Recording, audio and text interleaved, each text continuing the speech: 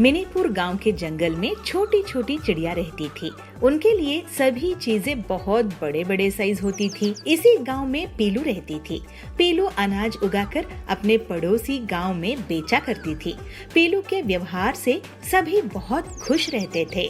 लेकिन एक बार उस गांव में बहुत गर्मी हुई, जिसकी वजह से बहुत बड़ा सूखा पड़ा। भाइयों बहनों, आप सबको पता है ना कि इस बार बहुत बड़ा सूखा पड़ गया है। इस वजह से मैं आप लोगों के लिए फसल नहीं उगा पाऊंगी। जो भी फसल है वो मेरे गांव के लोगों के काम आएगा। अरे लेकिन पीलू बहन, हमारे गांव में अनाज नहीं उगता है। हम तुम्हारे ही भरोसे रहते हैं। अब तुम अनाज नहीं दोगी तो हम भूखे मर जाएंगे। ऐसा मत बोलो बबली बहन। चलो मैं तुम्हें हमारे खेतों की हालात दिखाती हूँ। फिर बबली पीलू को ले जाकर अपनी खेतों की हालात दिखाती है। उनकी जमीन में इतना पानी नहीं था कि वो लोग खेती कर सके।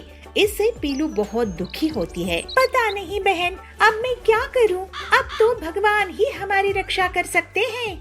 फिर पीलू दुखी मन से वापस जाती रहती है। जंगल में उसे एक साधु महात्मा बेहोश मिलते हैं।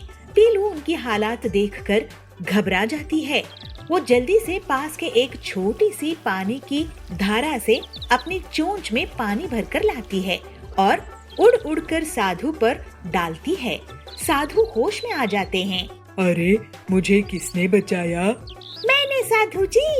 अरे तुम तो बहुत ही छोटी चिड़िया हो। तुम्हारी हिम्मत की मैं दाद देता हूँ। नहीं साधु जी, मदद करना तो मेरा फर्ज था। तुमने मेरी जान बचाई है। मैं इस धूप में बेहोश हो गया था। मांगो बेटी, क्या मांगना चाहती हो? मिनीपुर गांव में सूखा आया है। आप मुझे ऐसा वरदान दी कि मैं नन्ही भूखी चिड़ियों की मदद कर सकूं। इसके बाद साधु पीलू के लिए 3 ट्रैक्टर टैंकर प्रकट करते हैं और बताते हैं कि इनका पानी खत्म नहीं होगा। पीलू उन्हें देखकर खुश हो जाती है और उन्हें लेकर जाती है। देखिए बबली बहन, आप लोगों के पानी की परेशानी खत्म हो गई।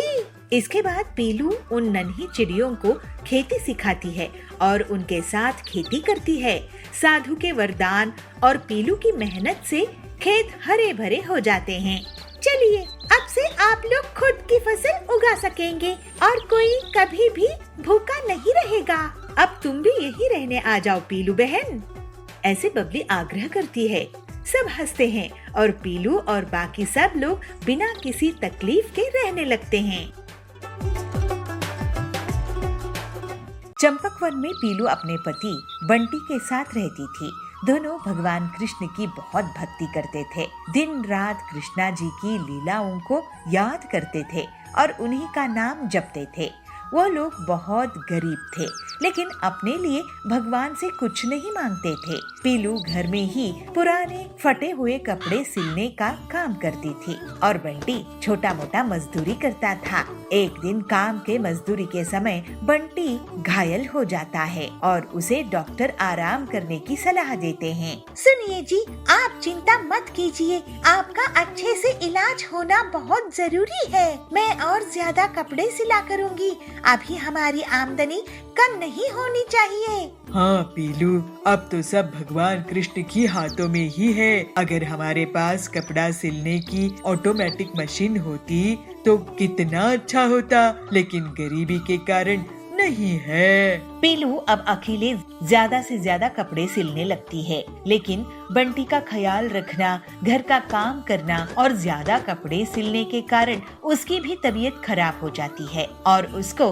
कपड़े वापस देने में देर होने लगती है, जिसके कारण अब उसके पास लोग नहीं जाते थे और कुछ ही दिनों में लोग उसको कपड़े देना ही बंद कर देते हैं। पीलू दुखी हो जाती है। हे कृष्ण, अब क्या होगा? मेरी दुकान में तो लोग आना ही बंद कर चुके हैं। अब हम क्या करेंगे? आप ही बताइए कृष्णा, आप ही बताइए हमें। पीलू कुछ दिनों तक यहाँ वहाँ मजदूरी के लिए भटकती है, लेकिन उसको कोई भी काम नहीं देता है। पीलू रोने लगती है। हे श्री कृष्ण, अब तो आपकी सेवा पूजा भी नहीं कर पा रही हूँ और ना ही इनका इलाज करवा रही हूँ। घर में खाने के लिए नहीं है, हमारा सहारा तो आप ही हो। कृष्णा, आपकी जैसी मर्जी, हम वैसे ही रहेंगे।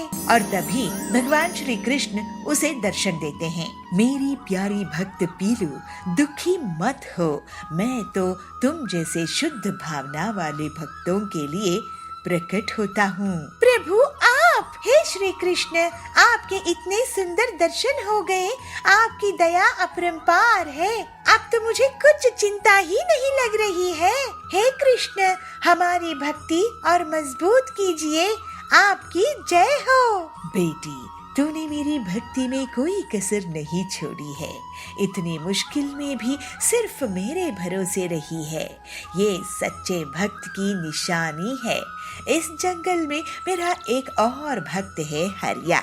उसको मैं प्रेरणा दूंगा। तुम उसके पास जाओ और उससे तुम एक कपड़ा सिलने की ऑटोमेटिक मशीन बनवा कर लेकर आओ। तुम दोनों का कल्याण होगा। जी भगवान, आपकी जैसी आज्ञा। पीलू घर जाकर बंटी को कृष्ण दर्शन की पूरी बात बताती है और फिर हरिया के घर जाते हैं। बेटी पीलू, भगवान श्री कृष्ण की भक्ति और उनके भक्तों की मदद करना मेरे लिए बहुत बड़ा आशीर्वाद है। भगवान ऐसे ही हम भक्तों के जीवन का कल्याण करते हैं। उनकी हम पर बहुत दया है। हाँ हरिया काका, प्रभु बहुत दयालु है। और फिर हरिया भगवान कृष्ण का ध्यान करते हुए पीलू के लिए कपड़ा सिलने की ऑटोमेटिक मशीन बना देता है। पीलू सबसे पहले भगवान कृष्ण को उस मशीन से बने कपड़े को अर्पित करती है और फिर कपड़ों को बाजार में बेचना शुरू कर देती है। तो सुंदरी उसके पास आके कहती है, वाह पीलू वाह, इतने सुंदर डिजाइन के और मुलायम कपड़े ऐसे तो मैंने कभी नहीं देखी। ये क्वालिटी तो बड़ी बड़ी दुकानों में भी नहीं मिलती है। बहन, आपकी तारीफ का बहुत शुक्रिया। ये तो श्री कृष्ण जी की कृपा है। जल्द ही अच्छा इलाज मिलने से बंटी ठीक हो जाता है। हरिया काका, आपको बहुत धन्यवाद। आप भगवान के बहुत बड़े भक्त हो। आप नहीं होते तो हमारा भला नहीं होता। हरिया काका, आप बहुत नेक दिल के हैं। आपकी मदद के लिए शुक्रिया। अब आप हमारे काम में हिस्सेदारी लीजिए। सब कृष्ण कृपा है। चलो अब हम मेहनत करके आगे बढ़ते हैं। इस तरह कृष्ण की भक्ति करने से उनके पूरे जीवन का उद्धार हो जाता है। पीलू और बंटी भगवान श्री कृष्ण जी की और भी अच्छे से भक्ति करने लगते हैं और गरीबों की सहायता करते हैं। अब सब खुशी खुशी रहने लगते हैं। बीकानेर के छोटे से जंगल में बंटी डायमंड डीलर कड़क सेठ के यहाँ काम करता था। बंटी बहुत अच्छा सीधा साधा था और हनुमान जी की भक्ति करता रहता था। उसको हनुमान जी को लड्डू का भोग लगाना और सरसों के दिए से आरती करना बहुत अच्छा लगता था और इसी वजह से उसको कड़क सेठ बहुत पसंद करता था। लेकिन कड़क सेठ का लड़का टिल्लू बंटी से बहुत नफरत करता था। टिल्लू बहुत ही लालची और चोर किस्म का था। वो बंटी को बहुत बार नीचा दिखाने की कोशिश करता था, लेकिन बंटी कभी भी बुरा नहीं मानता था। वो शिव जी का भक्त था। बंटी, इस बार मुझे 4 गुनी सेल्स चाहिए। तुम्हें बहुत मेहनत करनी पड़ेगी। मैं कोई बहाना नहीं सुनूंगा।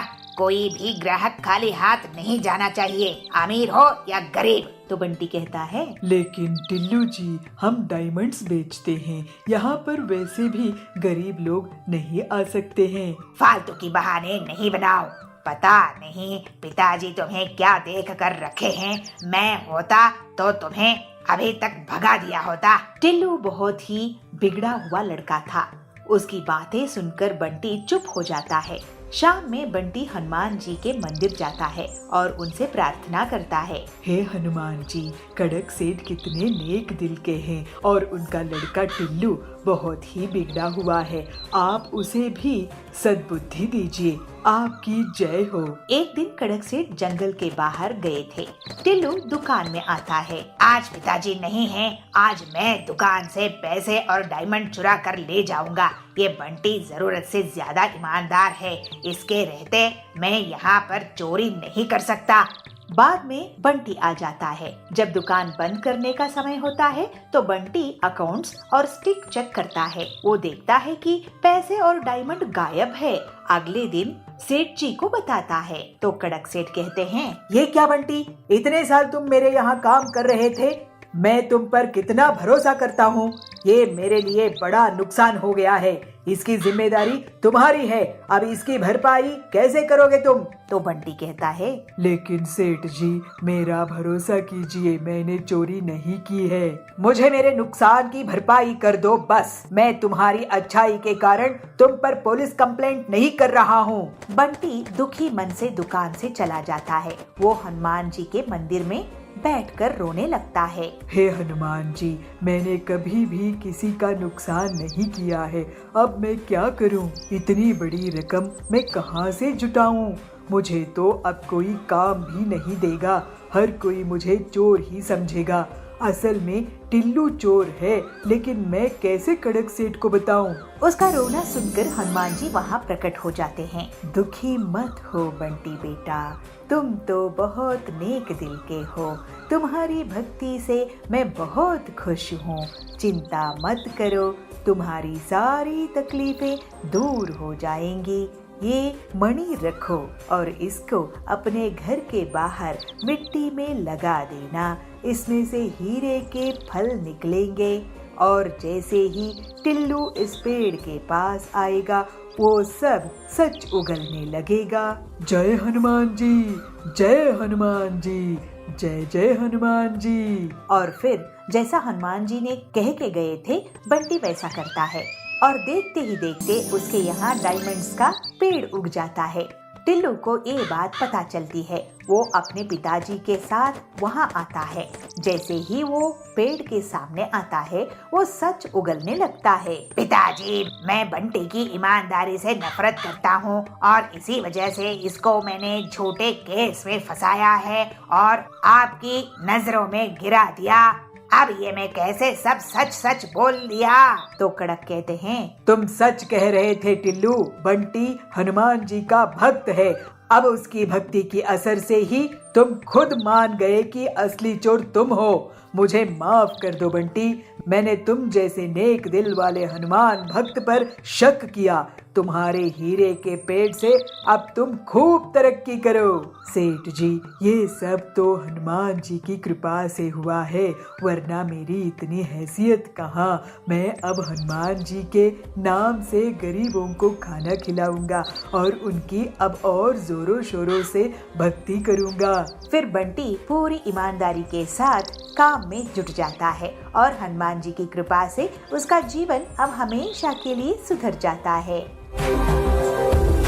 सुंदरपुर नाम का एक राज्य था। उस राज्य में एक दिन एक मुसाफिर आता है जो साधु जैसे पहनावा पहना था। वह शहर के बाहर एक बरगद के पेड़ के नीचे ध्यान के लिए बैठ जाता है। कई दिनों तक वह साधु वहाँ पे बिना कुछ खाए पिए ध्यानस्थ होकर बैठा था। उस राज्य के लोगों को यह लगने लगा कि यह बाबा सच में कोई महान संत है, तो सारे उनके दर्शन के लिए आने लगे। जब यह खबर सुंदरपुर की राजा तक पहुँचती है तो वो खुद भी बाबा के दर्शन के लिए आ जाता है। जैसे जैसे समय बीतता गया तो राजा का वह संत पर विश्वास भी बढ़ने लगा। तो वह संत से राजा अपने छोटी बड़ी सारी समस्याएं, सारी बातें बांटने लगा और उनकी सलाह लेने लगा और उनके रहने के लिए एक अच्छा सा कुटीर भी बनाया और 2-3 सेवक को भी लगा दिया। राजा का कोई बेटा नहीं था, मगर राजा को एक बेटी थी और राजकुमारी बहुत सुंदर थी। राजकुमारी जैसी सुंदर आसपास की कोई राज्य में नहीं थी। सुंदरपुर की राजा ने अपनी बेटी की विवाह बहुत छोटी उम्र में ही बगल वाली राज्य की राजकुमार से निश्चय कर दिया था। महल के सारे लोगों को बात करते हुए सुनकर राजकुमारी भी ही वह संत से मिलने की इच्छा प्रकट करती है,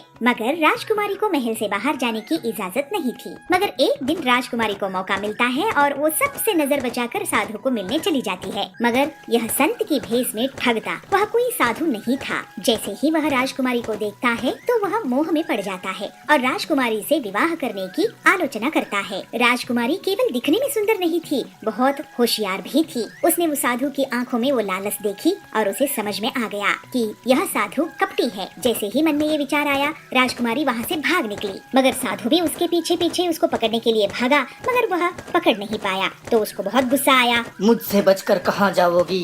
देखो तुम्हारा हश्र मैं क्या करता हूँ। अरे ये तो साधु नहीं है, ये तो कोई कपटी है, इससे तो बचकर मुझे महल पहुँचना ही है। राजकुमारी सोचती ही रही, मगर साधु ने अपने हाथ में जो त्रिशूल था उसको जोर से राजकुमारी की ओर फेंक देता है और राजकुमारी के पैर में वो लग जाता है। अरे मेरे पैर में ये लग गया, अब मैं कैसे भागूं? मगर राजकुमारी दर्द को सहन करने की शक्ति भी रखती थी, वह बहुत हिम्मतवर थी, तो उसने उस त्रिशूल निकाल फेंका और जैसे तैसे करके महल पहुंच गई। अरे इसको तो किसी और को नजर नहीं आना चाहिए, इस घाव को मैं खुद मरहम पट्टी करूंगी। ऐसे कहते हुए अपने घाव पे मरहम पट्टी करती है और घबराहट से राजकुमारी रोने लगती है। दूसरे दिन राजा साधु के पास पहुंचता है तो साधु सीधे मुंह बात भी नहीं करते, तो राजा दुखी होता है और पूछता है, क्या बात है गुरुजी? मुझसे कोई भूल हो गई? आप मुझसे बात क्यों नहीं कर रहे हैं? राजन, मैं जो कहूँगा वो शायद तुम्हें अच्छा नहीं लगेगा। कैसी बात कर रहे हैं गुरुजी? कहिए, क्या बात है? तो फिर सुनो राजन, इस राज्य में एक बुरी आत्मा है, अगर उसका अंत नहीं किया गया तो वो सबको खत्म कर देगी। यह सुनकर राजा के मन में घबराहट पैदा हुई और वह कहा, बुरी आत्मा कौन है वो? उसे कैसे पकड़ा जाए? यह आत्मा आपकी महल में एक सुंदर लड़की का रूप लेकर रह रही है। कल रात को ये आत्मा हमसे मिलने हमारे कुटीर पर आई थी, लेकिन जैसे ही हमने अपने त्रिशूल उसकी तरफ फेंका तो उसने अपनी असली रूप में आ गई। उसने एक भयानक रूप धारण कर लिया। अगर मैं साधु नहीं होता तो वो मुझे भी खत्म कर लेती। मगर गुरुजी, ये तो बताइए कि मैं उसे पहचानूंगा कैसे? ऐसे कहते हुए राजा अपनी चिंता प्रकट करता है। तब ये कपटी सन्यासी कहता है, उसे ढूंढो, उसके पैर पे त्रिशूल का घाव है, अपनी राज्य में डंका बजा दो, मिलते ही उसे कैद कर लो, फिर मैं बताऊंगा आगे क्या करना है। यह सुनकर चिंतित राजा अपनी महल की ओर दौड़ता है और महल के कर्मचारी को बुला के कहता है कि जिसकी पैर पे त्रिशूल की निशान है उस लड़की को ढूंढने के लिए। उसके महल के नौकर और सैनिक पूरे राज्य में ढूंढते हैं, मगर उनको ऐसी कोई लड़की नहीं मिलती है। मगर आखिर में यह पता चलता है कि राजकुमारी की पैर पे त्रिशूल का निशान है और यह बात सेवक आके राजा को सुनाते हैं। यह बात सुनते ही राजा परेशान होकर साधु के पास पहुँचता है और सारी बातें साधु को कहता है और यह निवेदन करता है कि शायद साधु से कोई भूल हुआ हो। साधु को तो ये अंदाजा था, वह पहले से ही सोच कर बैठा था और राजा से कहता है, राजन, तू जिसे राजकुमारी समझ रही हो वो असल में तुम्हारी बेटी नहीं है। तुम्हारी असली बेटी को पैदा होते समय एक जादूगरनी ने चुरा लिया था और उसे इस बुरी आत्मा से बदल दिया था। अब तुम पर है राजन, मेरी बात मानो या ना मानो। अगर नहीं मानोगे तो राज्य का विनाश निश्चित है। राजा को साधु पर अटूट विश्वास था, इसीलिए ज्यादा न सोचते हुए राजा ने साधु की बात मान ली और राजा अपनी बात को मान रहा है इसका भनक लगते ही साधु कहता है, एक बड़ी संदूक मेरी कुटिया में रख दो और रात होते ही किसी को भनक ना लगते हुए राजकुमारी को मेरे पास ले आओ। राजा बिल्कुल वैसे ही करता है जैसे साधु ने कहा था और राजा और साधु दोनों मिलकर उस संदूक में राजकुमारी को डालकर उसको बंद कर देते हैं और रात को ही उस संदूक को नदी में बहा दिया। उसके बाद राजा महल चला गया और साधु अपने कुटीर। मगर साधु को अभी भी संतुष्टि नहीं मिली थी, क्योंकि वह खुद राजकुमारी को सजा देना चाहता था। इसलिए कुटिया में पहुँचते ही अपने 2 शिष्यों को बुलाते हैं और कहते हैं कि उन्हें सपने में भगवान के दर्शन हुए और भगवान ने कहा है कि नदी में तैरते हुए संदूक एक उनको मिलेगी और उस संदूक में बहुत कीमती चीज है। और इसलिए दोनों शिष्यों को कहता है कि वो तुरंत जाए और वो संदूक को ढूंढ के कुटीर में ले आए। गुरु की बात सुन के दोनों शिष्य नदी की ओर चल पड़ते हैं। अगले दिन पड़ोस की राज के राजकुमार नदी किनारे शिकार पर आए थे। अचानक राजकुमार की नजर नदी में तैरते हुए संदूक पर पड़ती है और वह सैनिकों को तुरंत वह संदूक बाहर निकालने की आदेश देते हैं। इतनी बड़ी संदूक को देख के राजकुमार को थोड़ा आश्चर्य तो हुआ, मगर वह संदूक को खोल के देखने की निश्चय करते हैं और खोलते हैं। जैसे ही संदूक खोलता है तो वह आश्चर्य और बढ़ जाता है, क्योंकि संदूक में बहुत सुंदर सी एक कन्या थी। इतनी सुंदर कन्या राजकुमार ने पूरी अपनी जिंदगी में कभी नहीं देखा था। राजकुमारी डरते ही संदूक से बाहर आती है और राजकुमार को सब कुछ बताती है। राजकुमार भी स्वयं अपना परिचय देते हैं कि वो पड़ोस की राजकुमार है, जिसकी शादी राजकुमारी के साथ बचपन में तय हुई थी। राजकुमार राजकुमारी को सांत्वना देते हुए कहते हैं कि वह तुरंत वहीं पे गांधर्व विवाह करेंगे, और उन दोनों ने गांधर्व विवाह कर लिया। और सैनिकों को राजकुमार आदेश देता है कि उस पेटी में एक जंगली बंदर को बंद करके फिर से नदी में बहा दिया जाए। राजकुमार राजकुमारी के साथ अपने महल वापस चला जाता है। इधर साधु के दोनों शिष्य पेटी को नदी में तैरते हुए देखते हैं और उस संदूक को ले जाकर साधु के कुटीर में रख देते हैं। पेटी को देखकर साधु को बहुत संतोष होता है और वह दोनों शिष्यों को कहता है जब तक वो ना कहे तब तक कुटिया के अंदर ना आए और कुटिया के बाहर पहरे पे खड़े हो जाएं। फिर क्या था, साधु ने कुटिया की दरवाजा बंद किया और संदूक को खोला। पेटी से निकली हुई बंदर साधु के ऊपर कूदकर उसको बहुत सताती है। साधु चीखता रहा, चिल्लाता रहा, मगर कोई कुटिया की दरवाजा नहीं खोला। इस तरह साधु को अपनी किए की सजा मिल गई।